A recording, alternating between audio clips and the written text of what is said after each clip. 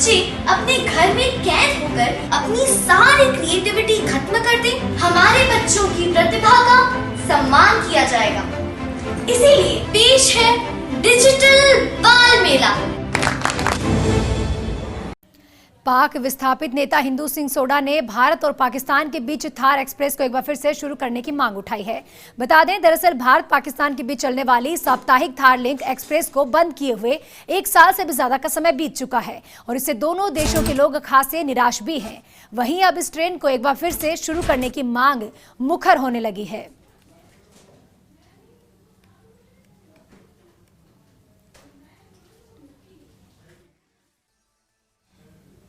तो बता दें, पाक विस्थापित नेता हिंदू सिंह सोडा ने एक बार फिर से एक्सप्रेस को शुरू करने की मांग उठाई है। भारत पाकिस्तान के बीच थार एक्सप्रेस को बंद हुए 1 साल से भी ज्यादा का समय बीत चुका है और इसके बाद अब एक बार फिर से ये मांग मुखर होने लगी है। साप्ताहिक थार लिंक अब एक बार फिर से शुरू करवाने की मांग उठाई गई।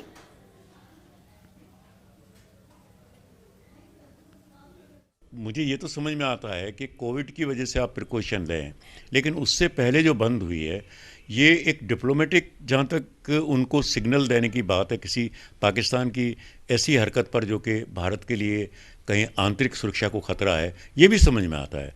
लेकिन उसको परमानेंटली अगर आप बंद कर देंगे तो इससे दोनों ही जो अवाम है, दोनों मुल्कों की जो अवाम है, उसको भारी नुकसान होगा। उनके जो भाईचारा, एक दोनों तरफ की बेटियां एक दूसरे के सरहदों के उस पार हैं और उनको अपने पेरेंट्स से, उनके अपने सगे संबंधियों से मिलने का एकमात्र जो जरिया है वो यही है।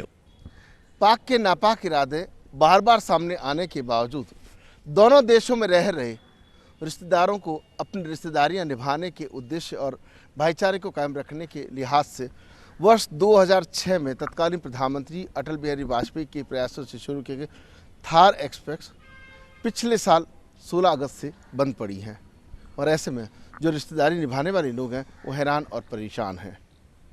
अब पाकिस्तान की ओर से ट्रेन क्यों बंद की गई, उसके बाद भारत सरकार ने भी इस पर रोक लगा दी।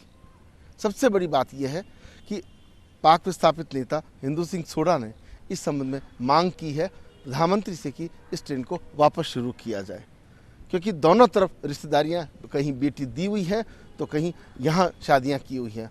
अब ये तो सरकार का और उच्च स्तर का निर्णय है। भारत और पाकिस्तान दोनों अवाम के जो राजनयिक हैं, जो ब्यूरोक्रेट्स हैं, वो इस पर बैठ के तय करेंगे। लेकिन कहीं ना कहीं जिस तरीके से वर्ष 2006 में जब ये शुरू हुई थी, उसके बाद में सिर्फ 6 महीने के लिए जब बाड़मेर के कवास में बाढ़ आई थी तभी ट्रेन रुकी रही।